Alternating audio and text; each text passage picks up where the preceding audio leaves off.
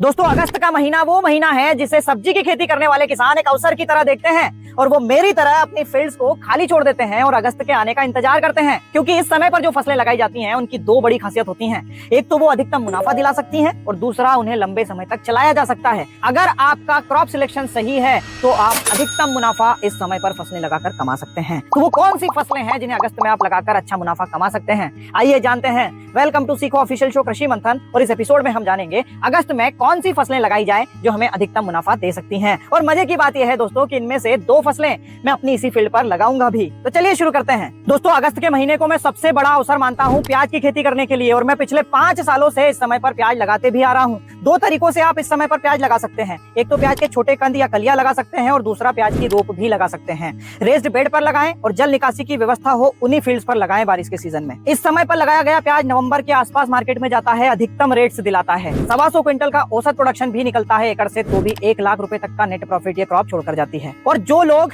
कलियां या फिर रोप नहीं लगा पाए उनके लिए ये सही अवसर है। 15 अगस्त से 25 अगस्त के बीच में आप प्याज की रोप भी डाल सकते हैं। दोस्तों, अगस्त महीने का समय सटीक समय है रेगुलर मिर्च की खेती करने के लिए भी। अगस्त एंड में रेगुलर मिर्च का प्लांटेशन करें, 7 महीने तक आसानी से आप चला पाएंगे इस फसल को, क्योंकि फंगल डिजीज बहुत कम आती है। और अगर 200 क्विंटल एकड़ का मिनिमम प्रोडक्शन भी मिला तो भी 2 लाख रुपए तक का नेट प्रॉफिट आप इस क्रॉप से कमा पाएंगे। दोस्तों, अगस्त का महीना सही समय है शिमला मिर्च की खेती करने के लिए भी।